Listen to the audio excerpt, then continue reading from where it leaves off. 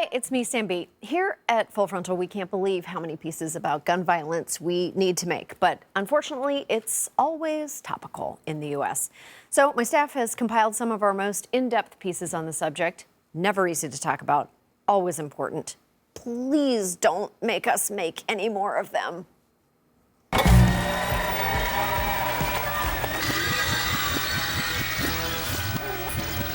It's been 3 days since the mass shootings in Texas and Ohio, and people are very tense.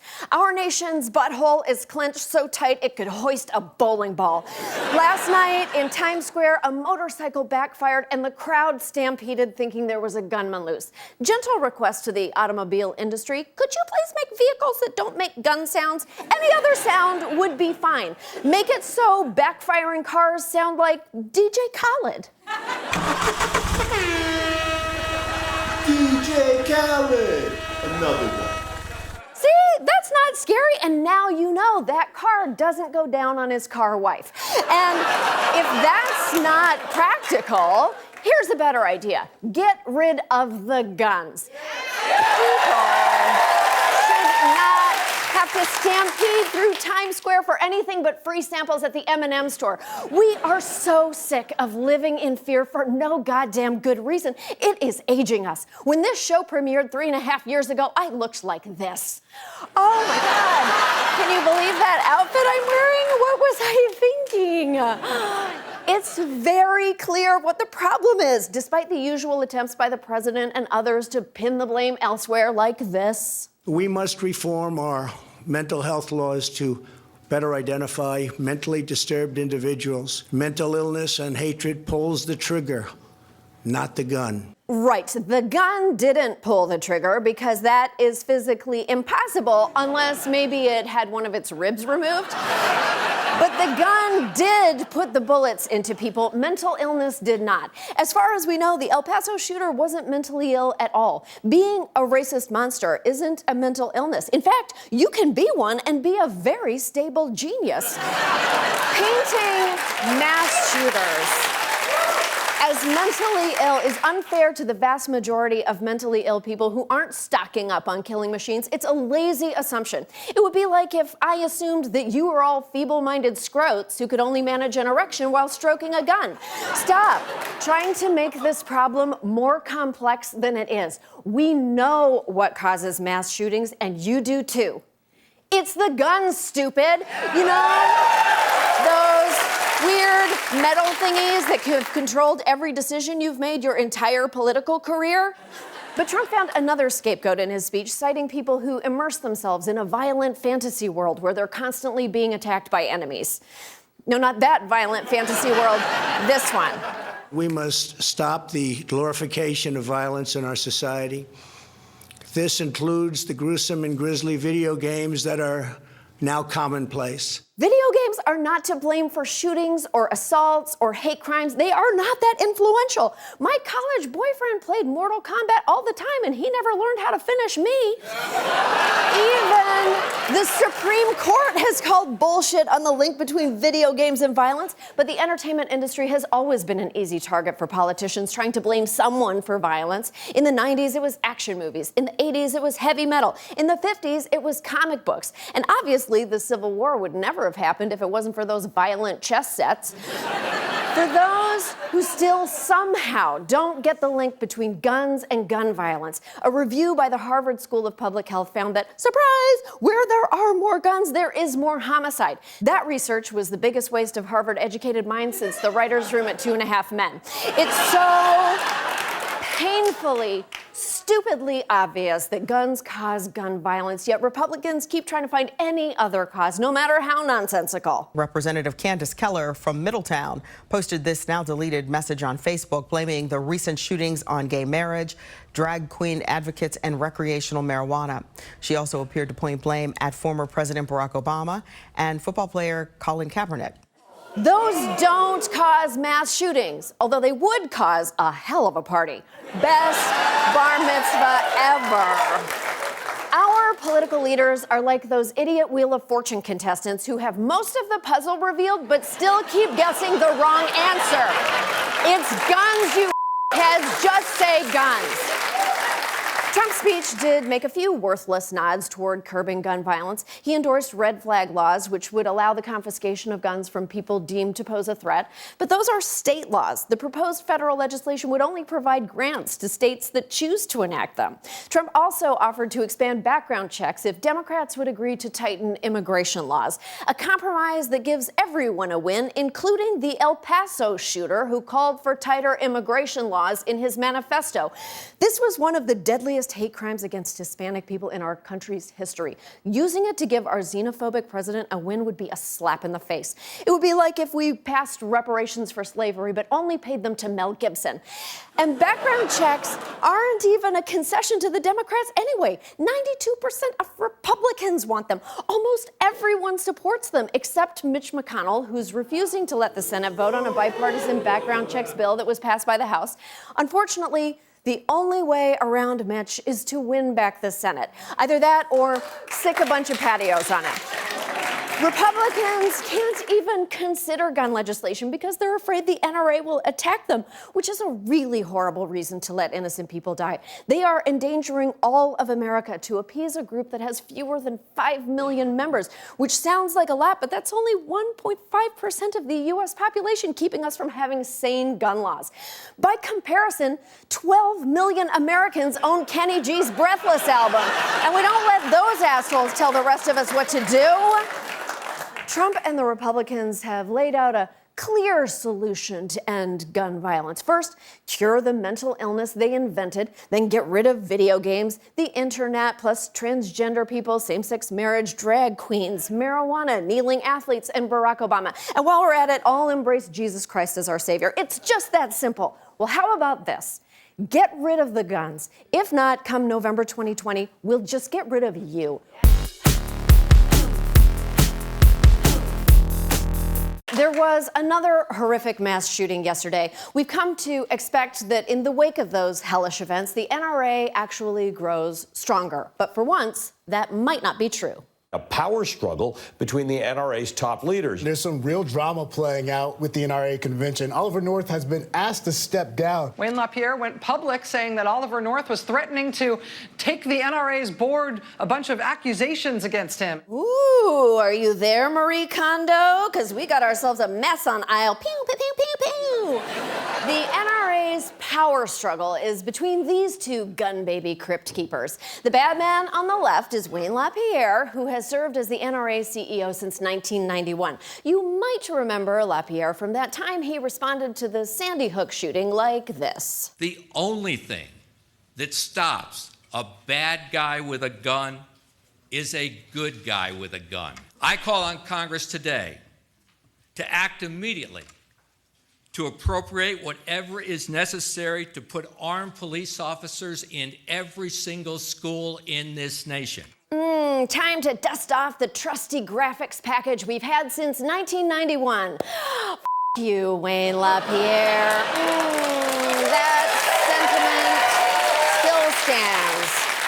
The piece of shit on the right is recently ousted NRA President Oliver North, best known for his role in the Iran-Contra affair, in which he helped America sell weapons to bad people so we could give money to other bad people. So basically, NRA material.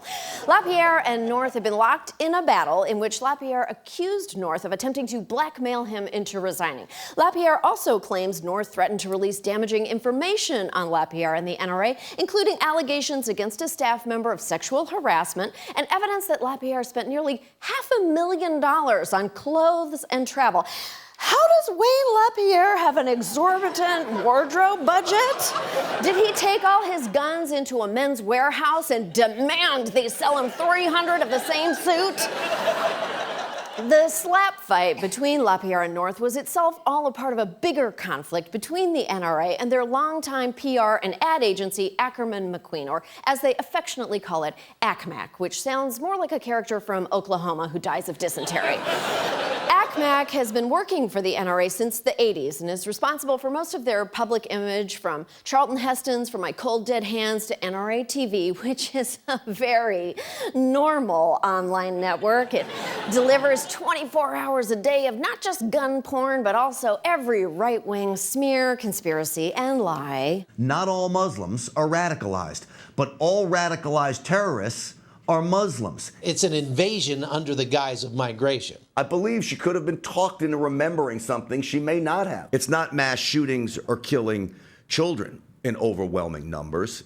It's black on black crime. To all the kids from Parkland getting ready to use your First Amendment to attack everyone else's Second Amendment, I wish a hero like Blaine had been at Marjorie Douglas High School last month, because your classmates would still be alive and no one would know your names. I've looked at Thomas and Friends, at their pictures, and I see gray and blue, and I'm really, really struggling to understand how in the world there isn't any diversity in any of this. Oh, was it because, I see it, it was the white hoods.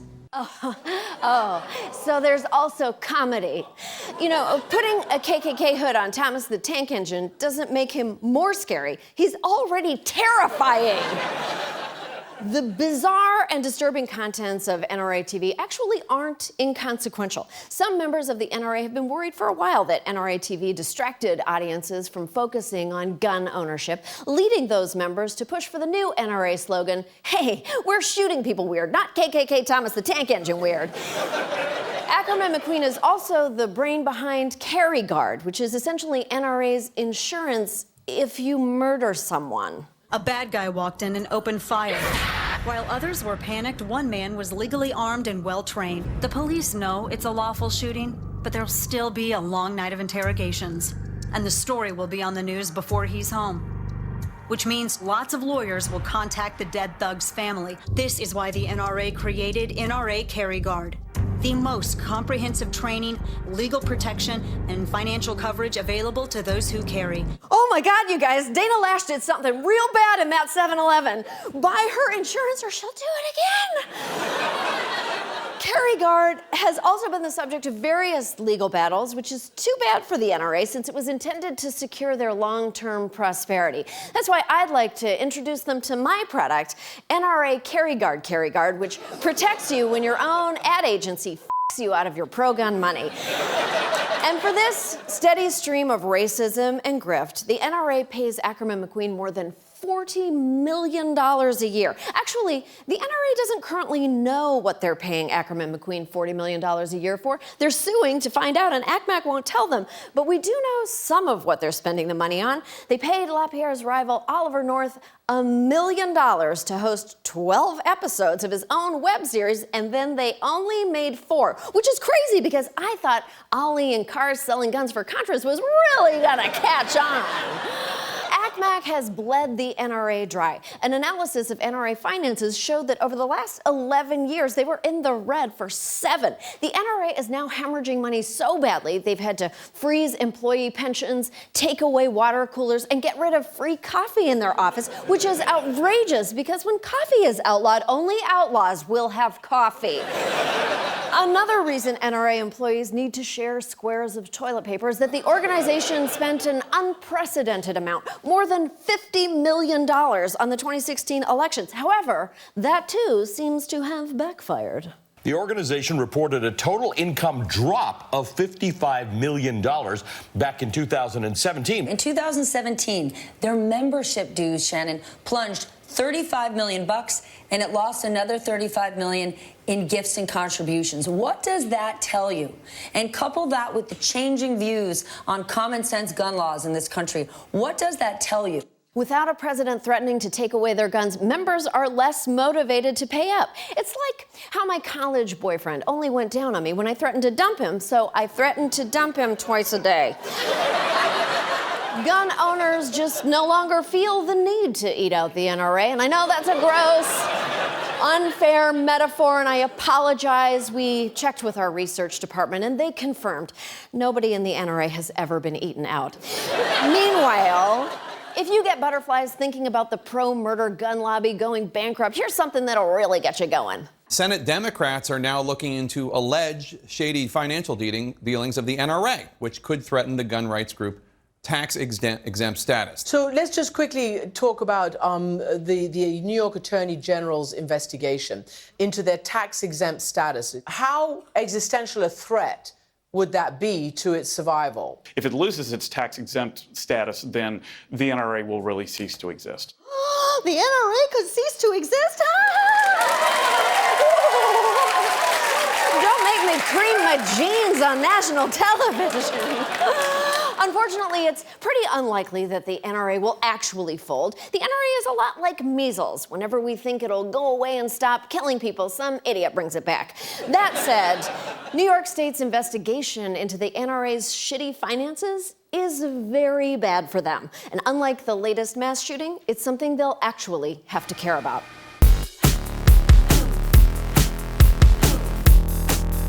Right now, the party that voted over 50 times to weaken mental health care is suddenly very concerned about mental health care.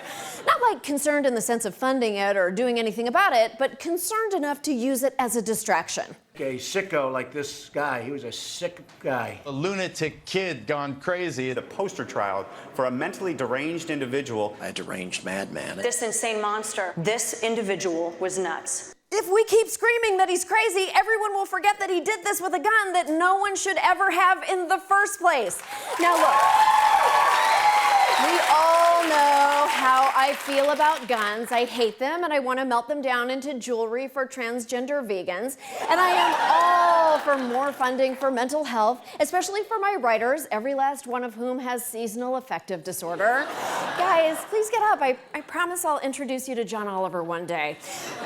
But most mass murderers aren't mentally ill. Only about 22% of them are. That means the other 78% are just hateful assholes. And yes, Nicholas Cruz was mentally ill, but entirely separate from that, he was also a violent bigot. We have no reason to think his mental health was more to blame for what he did. The gunman wrote things like this: I hate Jews, expletives, immigrants. Shoot them in the back of the head. I think I'm going to kill people. The Associated Press reports one student says Cruz was abusive to his ex-girlfriend. The shooter also posted pictures on Instagram, including this one, which shows him wearing a Make America Great Again hat. Hey, Instagram made me blur my luxurious nipples, and he can put that shit up there? Nicholas Cruz wasn't the only mass shooter to hold racist views. In fact, the Southern Poverty Law Center has developed a profile for what they call alt-right killers. Young white men characterized by their indoctrination into alt-right ideology and their appreciation of Rick and Morty on a level that you couldn't possibly get. So far, the SPLC has identified 13 alt-right killers who have murdered or injured over 100 people. This baker's dozen of nightmares includes Dylan Roof, Elliot Rodger, and Charlottesville killer James Alex Fields. But where are these young, angry white men becoming radicalized? The same place young white women are learning the latest eyebrow trend, fire brows, the internet. According to several of the organizations that track hate groups, the number of people joining these hate groups is up, as are hate-related incidents. These groups are on Facebook, they're on Twitter, they're on Reddit, they have their own websites. They are trying to get their message out any way they can, and it is working. These people are basically white ISIS, except more effective. That's right. The only thing that white supremacists are actually better at than brown people is terrorism and wearing shorts with the most pockets. Look, I am not saying that every young man who gets red-pilled is being radicalized. Oh, wait. No, yes, I am, because that is what being red-pilled means. What does it mean to swallow the red pill? You pretty much accept this quote-unquote truth. That point of view was that women are having too much power. To swallow the red pill is to accept that everything you've been told about society, about gender, race, politics, is a lie. When it comes to online radicalization, red pillers don't always start off wanting to burn down the world. Maybe they're just looking for dating tips. A search for dating advice can spiral into political radicalization. Was it just that you felt lonely or misunderstood? Combination of both. That was essentially like my gateway drug into the whole concept that feminism was my enemy. You can start to embody those more radical ideas based on the initial idea that men are actually the ones that are being mistreated in society. So once you start from that basis, it's really easy for it to snowball. Snowball is actually the perfect name for what happens when a bunch of sensitive snowflakes terrified of women find a safe space to get revenge. Many of these communities are of self-labeled incels, short for involuntarily celibate. I mean, sure, okay. I mean, I call myself a big-call-mifa, short for Big Call the Midwife fan, which is really my favorite online community.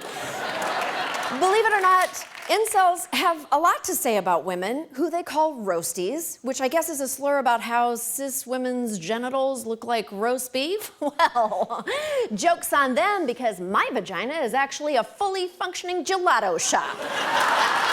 It's way too cold in there, and everyone tells me the ones in Italy are better.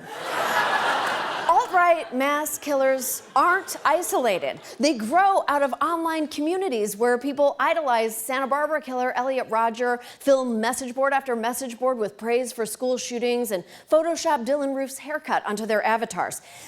To be clear, these are people who don't know why they're celibate. Look, these kinds of online communities are where Nicholas Cruz, Elliot Rodger, and a lot of mass shooters were made. Isn't it fun to imagine a glorious world where we take that threat as seriously as we take Muslim refugees and aggressively peaceful black people?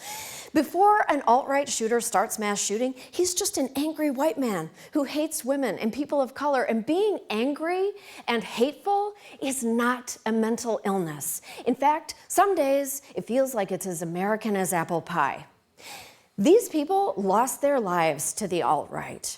If we want to prevent more deaths, we have to not just treat mental illness, but fight hate. Therapists can't cure hundreds of years of misogyny and racism, and we shouldn't ask them to. They have their hands full convincing me that not everyone at my birthday party hated me. Maybe they just came because they love cake. Organizations like Life After Hate can help de-radicalize bitter white men and dismantle hate movements. I mean, at least I hope they can, since Trump slashed the hell out of their funding. So you know what? In the meantime, let's just do whatever the fuck Emma and her friends tell us to do.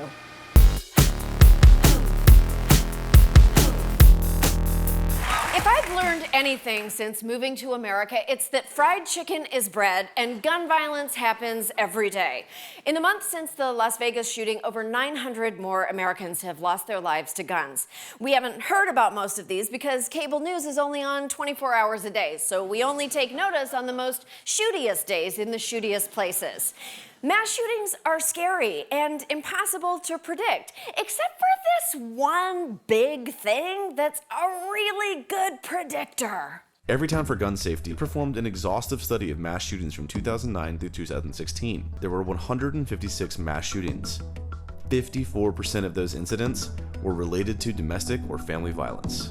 Mass shooters come in all male shapes and all male sizes, but most of them rehearse for it the same way. James Hodgkinson was at the center of a big domestic disturbance. He punched a woman in the face, dragged his daughter to the ground by her hair. This is Omar Mateen's ex-wife, who told ABC News he regularly beat her. At least 2 of Robert Louis Deer's ex-wives accused him of physical abuse, and in 1992, he was arrested and accused of sexual violence and rape. Yep, you got it. The common thread is domestic violence. There were 10 times as many women killed by a current husband or boyfriend or ex-husband as by a male stranger. The majority of this violence is perpetrated with firearms. Women are 5 times as likely, more likely to die from domestic violence when there are guns in their household. An abusive husband and a gun is a deadly combination. It's like matches and gasoline, or men and gasoline, or men and everything else. So tell us more about this crazy theory that violent men don't have much regard for lady folks. The majority of mass shooters in America also behaved in abusive ways with respect to their spouses or intimate partners or other close family members. They do tend to have these notions of a woman's traditional place. They tend to be rankled by women who speak out, by women who argue with them. These are people who want to exercise control over women. This study brought to you by The Institute for Men confirming things that women have known since the beginning of fucking time. And by viewers like you. It turns out there's legislation that would help prevent mass shootings and domestic violence, and it's only a little gun control-y. States that require background checks see 46% fewer women shot by their partners. But there's still a loophole in the system that allows guns to get into the hands of domestic abusers. It's called the boyfriend loophole. Domestic abusers are prohibited from buying or owning a firearm if they've ever been married to the victim, lived together, or had a child. But a dangerous ex-boyfriend or a dating partner, there's nothing stopping them. Yes, it's the boyfriend loophole, not to be confused with the Sweet Valley High book of the same name. The boyfriend loophole goes back 20 years when Congress made a half-hearted effort to keep guns out of domestic abusers' hands. But there was concern that innocent men's gun rights could be impeded because bitches be lying. So Congress defined domestic violence in a way that focuses on spouses, cohabitating couples, and couples with kids. But they excluded boyfriends who were just keeping it casual. Just what we needed, ladies, another excuse for men not to commit. That joke was brought to you by the Kathy Collection, now available on Kindle. It's excellent. By weaseling out with their "it's complicated" relationship status, Congress left a quarter of all domestic violence victims vulnerable and led to the worst De Beers ad campaign ever. The law also prohibited only the purchase of guns, allowing abusers to keep whatever weapons they already owned. It did nothing to stop them from skipping a background check by going through a private seller, and it didn't prevent them from buying guns if they had a temporary protective order filed against them. But other than that, the law worked out great, right? Lori Duker heads Court Watch Montgomery. For the last year, she and 10 volunteers tracked more than 100 domestic violence cases in Montgomery County. Together, they found judges overwhelmingly failed to tell convicted abusers that they could no longer own a gun. The judges' failure rate, 99%. 99% failure rate? How can anything have a 99% failure rate? Even burlap condoms only have a 98% failure rate. So what gives, judges? No reasonable person wants abusers to have guns. There are even real Americans, white conservative men, who want to close the boyfriend loophole. I'm the sheriff in Racine County, Wisconsin. I am a conservative Republican. Any cop will tell you that domestic violence calls are the most dangerous calls that law enforcement officers will respond to. The last thing that the victim needs, and the last thing that my deputies need, is a dangerous abuser armed with illegal weapons. Ooh, move over, Carl Winslow. Mama's got a new favorite sex fantasy cop. Now, believe it or not, this is one area where advocates for sensible gun control are winning. This year alone, 8 states have passed or strengthened laws to varying degrees to keep guns away from domestic abusers. And in most of those states, the legislation was signed by a Republican governor. Since 2013, similar bills have been signed by Republicans, including Scott Walker, Nikki Haley, and that creepy old Alabama governor who resigned after he got caught boning his advisor. Thanks, Governor Droopy Balls. A grateful nation salutes you. These are a few small rays of light in a story so dark Jeff Sessions won't let it vote. But there's a lot of work left to be done. Existing laws aren't enforced enough, victims are too often met with skepticism, and there are still 37 states that haven't closed the boyfriend loophole. Look, even if you don't give a shit about domestic violence, abused women are the canary in the coal mine for mass shootings. If you take guns from abusers, you might even be able to save more important non-female lives. And the law shouldn't care if the person holding a gun is married, because the gun definitely doesn't.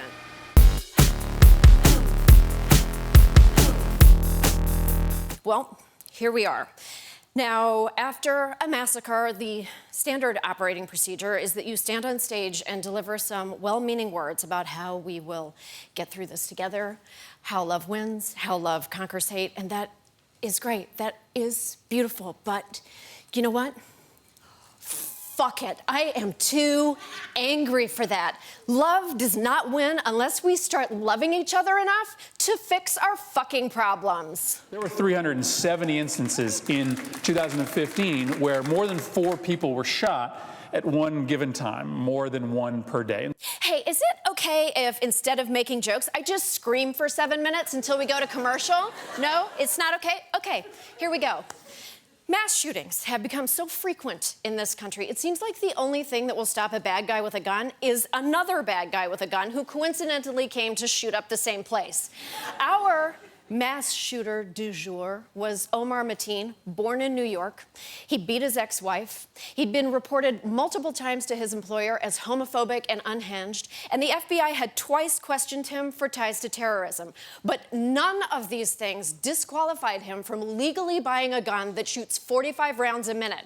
Not even his terrible mirror selfies. I think we can all agree that if you don't have one friend to hold the phone for you, your lone wolf ass doesn't get a gun.